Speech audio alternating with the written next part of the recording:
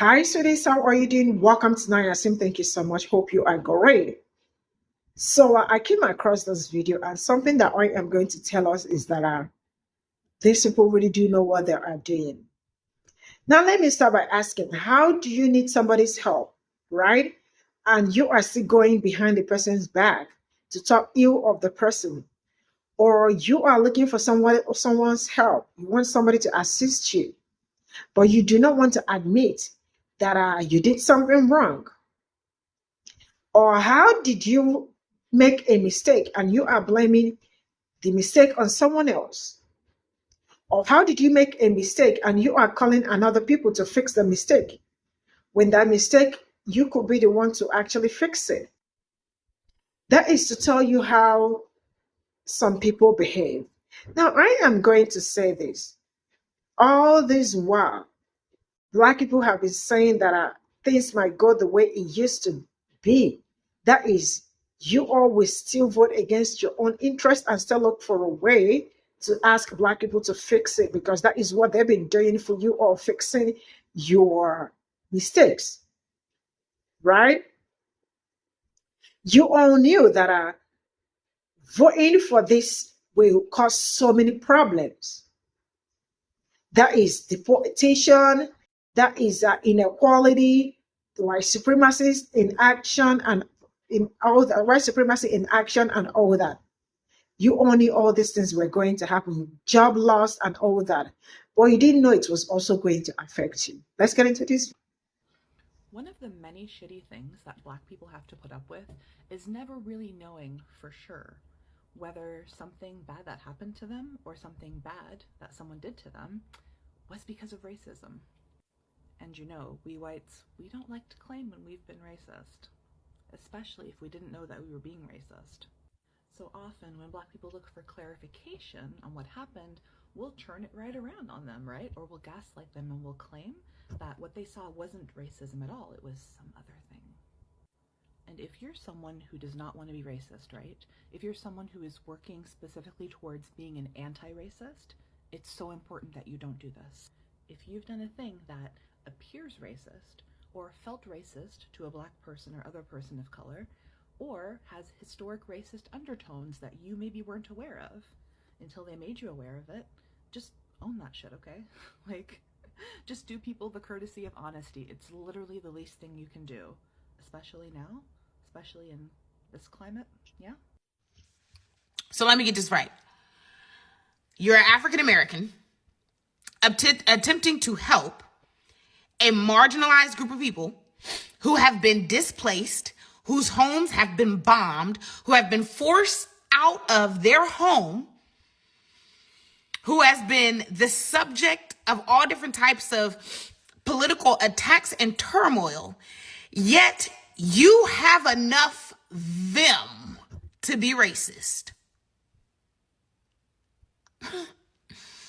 Imagine not having a home, living out of tents, not having food at your disposal, and all this other stuff, and yet you still have enough audacity to be racist towards the people that want to come and help you. Listen, this is what you need to understand. If you are an African American in the United States of America, what you know to be true is that there is a large bit of the population of people of color that are still very racist towards African Americans. And that is just a fact. That's a fact, right? If you are an African American, you are fully aware that people of color do not necessarily identify closely with you as a Black person. They don't. Insert the Asian population that decided to assist with overturning affirmative action because it doesn't help them, that are now finding out that affirmative action was helping them a lot more than what they thought. Listen, Black people are already fully aware of this. Insert Ukraine, who was getting bombed and still had the audacity to want to push Black people off of the train to get out of there, even though they're not natives. Do y'all see that? Do y'all see that? This is why Black people don't be minding nobody else's business. This is why Black people don't be minding nobody else's business, because for some odd reason, There's a narrative that you can be ugly and nasty towards Black people and they'll still help you. May you help yourself. May you help yourself. Do you know how bonkers that is? You're crying. You've lost friends. You've lost family.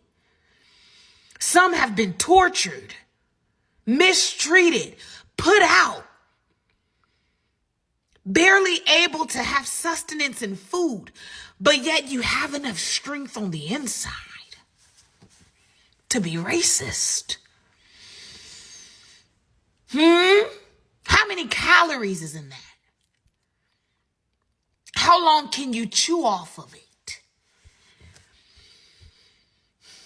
And then for the girl that decided to say that the person that was experiencing racism was trying to play some type of, what do you call that? Some type of discriminatory Olympics, honey.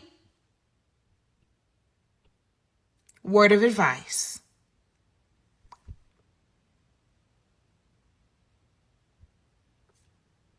Because let's not talk about the people that like to compare atrocities. Insert whose tears? Okay, clock it. Listen. There is a lesson that needs to be learned by people of color regarding how white people treat you and your proximity to kowtowing to them. No one is obligated to help you while you mistreat them. No one. And that's whether you're Palestinian or otherwise. You are not entitled to be rude and disrespectful in the middle of your need and also wish to select who's the people that help you. As my mother used to say when I said I was hungry and she would offer me some food and I say, I don't want it, you're not hungry enough. And that's okay. Maybe you'll get to the point to where you are desperate enough to get help or not. But a lot of the commentary I've been seeing from a lot of you people of color has been in poor taste and bad form. Who raised you? You have no tact. You have no decorum. Who raised you? You have no manners. You're ungrateful, entitled even. And then you also at the same time wish to cry about discrimination against your own people group. Meanwhile, you like to participate in discrimination of another person's people group. Ain't that crazy? Isn't that odd? How curious. Wow. Well, word on the curtain is Donald Trump is trying to turn that little section over there into some type of resort. I didn't know. Yes, you did. You knew. You didn't expect. Every day somebody comes on this app and pretends that they didn't know that this administration would be so harmful, would be so detrimental to them. And there's a reason why I put emphasis on to them. Because let's be for real, let's be honest. Yes, you did. You knew. You knew that this administration was going to be harmful and detrimental. You did not expect it to be harmful and detrimental to you. You knew that he was going to impose tariffs. You didn't know what a tariff was or how it would affect you. You knew this man was salivating at the opportunity to round up immigrants. You did not know that was going to make your groceries higher. You did not know that that action on its own would start to infringe upon your own rights, would start to eat away at your own rights, start to put in danger your own rights, and terrorize your own communities and tear up your own communities. You knew this man was going to come for social programs and social safety nets you didn't know was going to affect you. You didn't know he was going to come for your Medicare, your Medicaid, your Social Security. You didn't know he was going to defund food pantries that a lot of y'all rely upon. I just saw that they're attacking Meals on Wheels. Meals on Wheels is a program that feeds countless people mostly elderly people. So yeah, you knew, and you gleefully carried yourself down to the voting booth and voted this man in. You gave him all of this power. You were excited that he was going to be unchecked. I saw the posts. I saw the videos. I saw how y'all acted. Now come to find out, mere short months later, how detrimental those policies that you were gleefully voting in would affect you. I know a lot of y'all don't like to read, but for those of us who do, Heather McGhee's book, The Sum of Us, where she talks about filled-in pool politics, is exactly what we see happening right now. These folks who originally supported this administration gleefully carried themselves down to the voting booth, essentially filling in the pool for everybody else. And now they have to look at their children in the face and explain why a filled-in pool is better than having to share it. And rather than being honest and taking accountability for the terrible decision that y'all have made based upon your own bigotry and your own internal biases, mind you, you're coming on here begging for sympathy and expecting some type of grace, something that y'all have never given any of the communities that are adversely affected first before you. And I know what I'm about to say is antithetical to every community organizer. Please forgive me. I have to voice it. I have to speak truth to power. For me personally, I don't have grace to give to people who are willingly putting my community at risk, willingly harming my community, actively voting against policies that adversely affected my community, and then are wildly surprised and begging for some type of kindness when those policies directly affect them too. Nah, babe, that's what you call reaping and sowing. You made your bed. Karma, whatever you call it. Don't come on here talking about you didn't know. You did. You just didn't expect. I saw a comment or a post, I don't remember recently, that has sent me spiraling, of someone saying that racism feels like narcissistic abuse. And so I did some research, and it turns out that this is backed by several psychological studies that show that racism, the effects of racism, mirrors the effects of covert narcissistic abuse. And I'm shook, but it makes perfect sense. And it makes perfect sense as to why it's so important to heal first. Before anything can happen, before we can imagine anything, reimagine anything, you need to heal from narcissistic abuse first. Because that's what you experienced as a disenfranchised, marginalized person that has experienced racism. Because what it's made you internalize about yourself, what it's done to your self-esteem, what it's done to your overall psyche, mirrors that of what a narc does to their victim. And we all know how intense that is. And it makes so much sense why Black revolutionaries in the US emphasize on Black self-love, loving yourself first before you can reimagine anything. Love yourself, because that was what was taken from you. Because if a small percentage of the world's population is white, and most of it is not white, who is propping up white supremacy? The victims of narc abuse that have come to agree and believe the narcissist vision of the world. And I know I'm probably late to this, but I'm very shaken by this understanding and realization that what we're dealing with here is narcissistic abuse. Like, the trope of the angry Black woman is reactive abuse. Okay? Talking about racism and people saying, well, I don't see color, and you being problematic for being the one that brings it up, when it's like, this is the fabric of our reality. You're the only one that can pretend like it doesn't exist.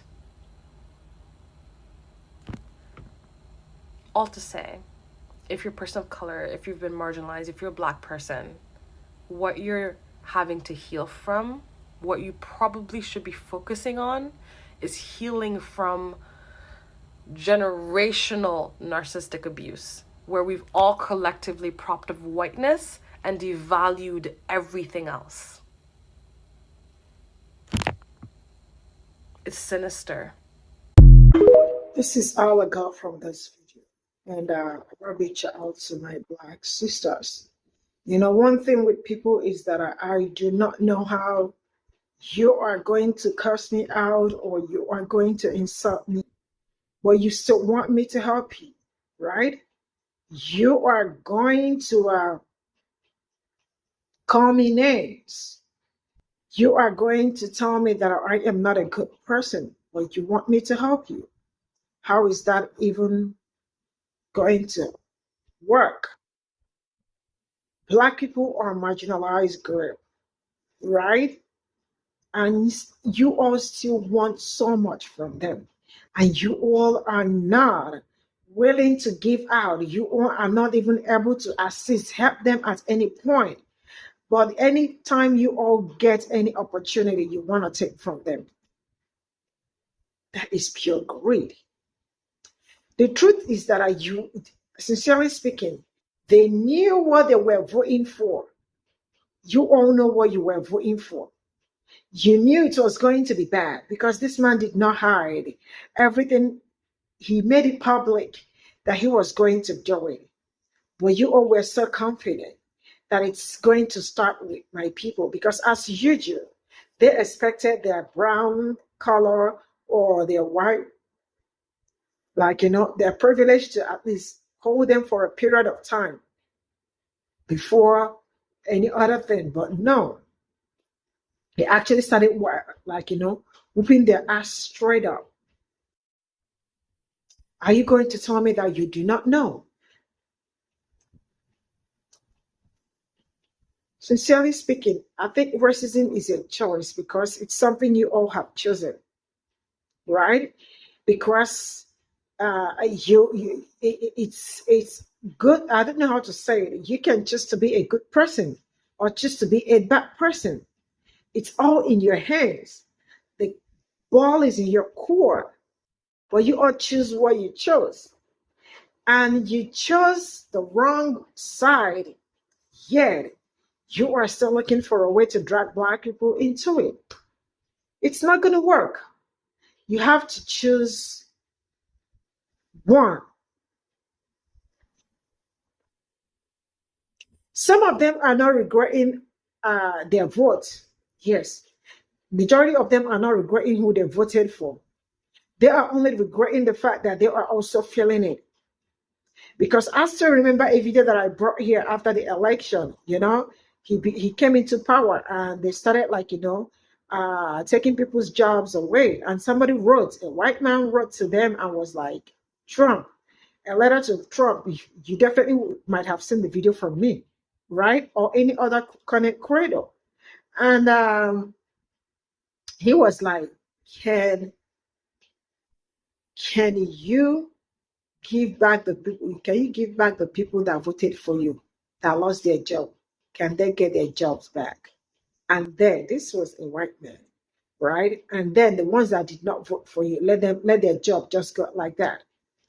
That is to tell you that in distress too, they are still looking for a way to let you know that it could be better for us, but it might not be better for you. We might get over it, we might get out of it, but you might not get out of it. So what if the other way around, that they choose to, like, you know, give back the people that voted for him their job back, and then the ones that did not vote for him take away their job? You think it's not going to, like, do you know what that means? That is to tell you how these people have mastered their own racism. Because for somebody to think of this straight up and come up with this, that tells you that they do not even mean well for you. I promise they will never mean well for you. I am going to draw my curtain here and I will see you all in my next video. Bye for now.